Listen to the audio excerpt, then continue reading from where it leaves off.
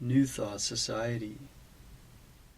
Education is the most powerful weapon which you can use to change the world.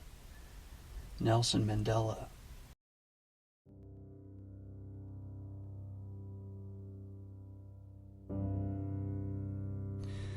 Introduction, Part 13.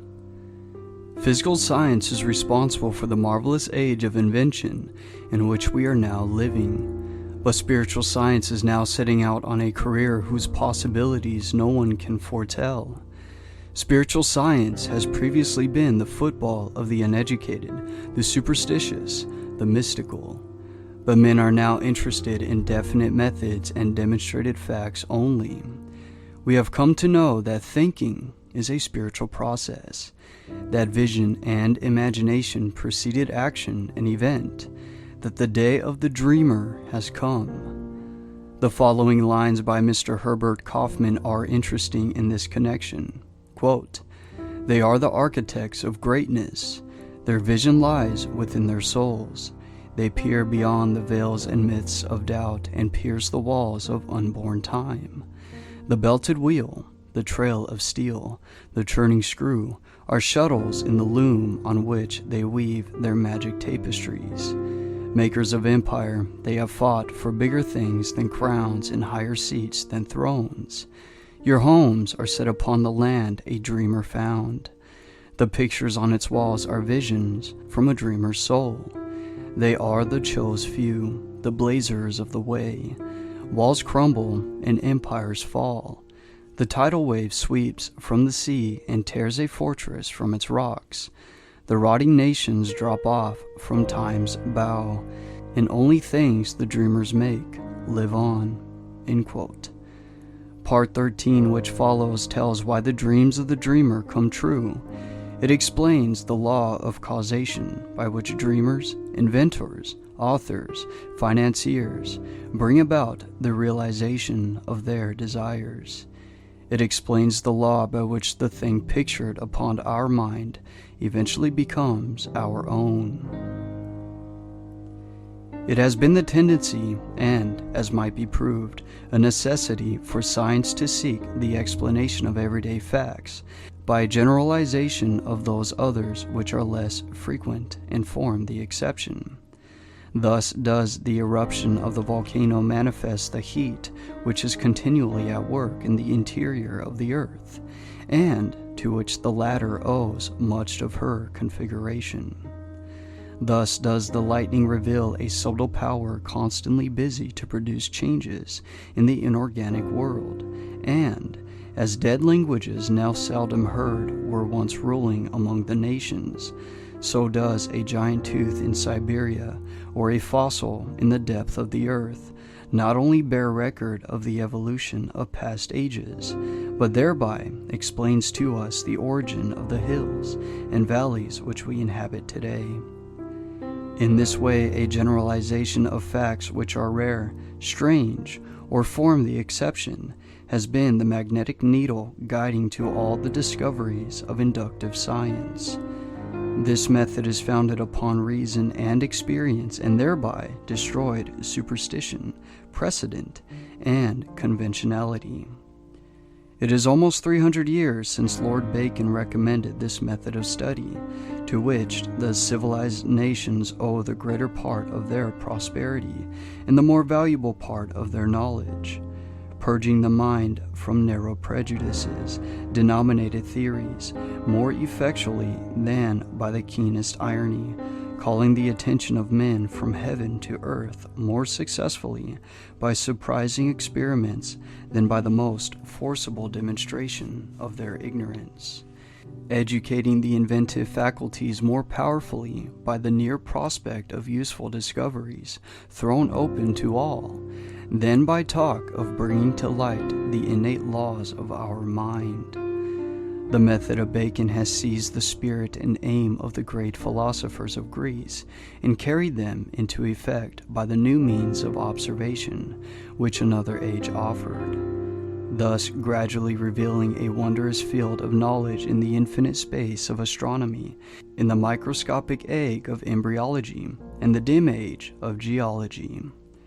disclosing an order of the pulse which the logic of Aristotle could never have unveiled, and analyzing into formerly unknown elements the material combinations which no dialectic of the scholastics could force apart. It has lengthened life, it has mitigated pain, it has extinguished diseases, it has increased the fertility of the soil, it has given new securities to the mariner, it has spanned great rivers with bridges of form unknown to our fathers. It has guided the thunderbolt from heaven to earth. It has lighted up night with the splendor of day. It has extended the range of human vision. It has multiplied the power of the human muscles. It has accelerated motion. It has annihilated distance. It has facilitated intercourse, correspondence, all friendly offices, all dispatch of business. It has enabled men to descend into the depths of the sea, to soar into the air, to penetrate securely into the noxious recesses of the earth. This, then, is the true nature and scope of induction. But the greater the success which men have achieved in the inductive science, the more does the whole tenor of their teachings and example impress us with the necessity of observing carefully, patiently, accurately, with all the instruments and resources at our command, the individual facts before venturing upon a statement of general laws. To ascertain the bearing of the spark drawn from the electric machine under every variety of circumstances, that we thus may be emboldened with Franklin to address, in the form of a kite, the question to the cloud about the nature of the lighting. To assure ourselves in the manner in which bodies fall with the exactness of a Galileo, that with Newton we may dare to ask the moon upon the force that fastens it to the earth. In short, by the value we set upon truth, by our hope in a steady and universal progress, not to permit a tyrannical prejudice to neglect or mutilate unwelcome facts, but to rear the superstructure of science upon the broad and unchangeable basis of full attention paid to the most isolated, the most frequent phenomena. An ever-increasing material may be collected by observation, but the accumulated facts are of very different value for the explanation of nature, and as we esteem most highly those useful qualities of men which are of the rarest occurrence, so does natural philosophy sift the facts and attach a preeminent importance to that striking class which cannot be accounted for by the usual and daily observation of life. If then we find that certain persons seem to possess unusual power, what are we to conclude? First, we may say it is not so, which is simply an acknowledgment of our lack of information, because every honest investigator admits that there are many strange and previously unaccountable phenomena constantly taking place.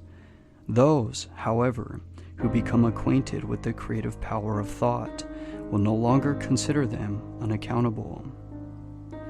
Second, we may say that they are the result of supernatural interference, but a scientific understanding of natural laws will convince us that there is nothing supernatural. Every phenomenon is a result of an accurate, definite cause, and the cause is an immutable law or principle which operates with invariable precision, whether the law is put into operation consciously or unconsciously. Third, we may say that we are on forbidden ground, that there are some things which we should not know. This objection was used against every advance in human knowledge. Every individual who ever advanced an idea, whether a Columbus, a Darwin, a Galileo, a Fulton, or an Emerson, was subjected to ridicule or persecution, so that this objection should receive no serious consideration, but on the contrary, we should carefully consider every fact which is brought to our attention. By doing this, we will more readily ascertain the law upon which it is based. It will be found that the creative power of thought will explain every possible condition or experience, whether physical, mental, or spiritual. Thought will bring about conditions in correspondence with the predominant mental attitude. Therefore, if we fear disaster, as fear is a powerful form of thought, disaster will be a certain result of our thinking. It is this form of thought which frequently sweeps away the result of many years of toil and effort. If we think of some form of material wealth, we may secure it. By concentrated thought, the required conditions will be brought about, and the proper effort put forth, which will result in bringing about the circumstances necessary to realize our desires. But we often find that when we secure the things we thought we wanted, they do not have the effect we expected. That is, the satisfaction is only temporary, or possibly is the reverse of what we expected. What, then, is the proper method of procedure? What are we to think in order to secure what we really desire? What you and I desire, what we all desire, what everyone is seeking, is happiness and harmony. If we can truly be happy, we shall have everything the world can give. If we are happy ourselves, we can make others happy. But we cannot be happy unless we have health, strength, congenial friends, pleasant environment, sufficient supply, not only to take care of our necessities, but to provide for those comforts and luxuries to which we are entitled. The old orthodox way of thinking was to be a worm, to be satisfied with our portion, whatever it is. But the modern idea is to know that we are entitled to the best of everything, that the Father and I are one, and that the Father is the universal mind, the Creator, the original substance from which all things proceed. Now, admitting that this is all true in theory, and it has been taught for 2,000 years, and is the essence of every system of philosophy or religion, how are we to make it practical in our lives? How are we to get the actual, tangible results here and now? In the first place, we must put our knowledge into practice. Nothing can be accomplished in any other way. The athlete may read books and lessons on physical training all his life, but unless he begins to give out strength by actual work, he will never receive any strength. He will eventually get exactly what he gives, but he will have to give it first. It is exactly the same with us. We will get exactly what we give, but we shall have to give it first. It will then return to us manyfold, and the giving is simply a mental process, because thoughts are causes and conditions are effects. Therefore, in giving thoughts of courage, inspiration, health, or help of any kind, we are setting causes in motion which will bring about their effect. Thought is a spiritual activity and is therefore creative, but make no mistake, thought will create nothing unless it is consciously, systematically, and constructively directed. And herein is the difference between idle thinking, which is simply a dissipation of effort, and constructive thinking, which means practically unlimited achievement. We have found that everything we get comes to us by the law of attraction. A happy thought cannot exist in an unhappy consciousness. Therefore, the consciousness must change, and as the consciousness changes, all conditions necessary to meet the changed consciousness must gradually change in order to meet the requirements of the new situation. In creating a mental image or an ideal, we are projecting a thought into the universal substance from which all things are created. This universal substance is omnipresent, omnipotent, and omniscient. Are we to inform the omniscient as to the proper channel to be used to materialize our demand? Can the finite advise the infinite? This is the cause of failure, of every failure. We recognize the omnipresence of the universal substance, but we fail to appreciate the fact that this substance is not only omnipresent, but is omnipotent and omniscient, and consequently will set causes in motion concerning which we may be entirely ignorant. We can best conserve our interests by recognizing the infinite power and infinite wisdom of the universal mind, and in this way become a channel whereby the infinite can bring about the realization of our desire. This means that recognition brings about realization. Therefore, for your exercise this week, make use of the principle. Recognize the fact that you are a part of the whole, and that a part must be the same in kind and quality as the whole. The only difference there can possibly be is in degree. When this tremendous fact begins to permeate your consciousness, when you really come into a realization of the fact that you, not your body, but the ego, the I, the spirit which thinks is an integral part of the great whole, that it is the same in substance, in quality, in kind, that the Creator could create nothing different from Himself, you will also be able to say, quote, "The Father and I are one," end quote, and you will come into an understanding of the beauty, the grandeur, the transcendental opportunities which have been placed at your disposal. Quote, "Increase in me that wisdom which discovers my truest interest.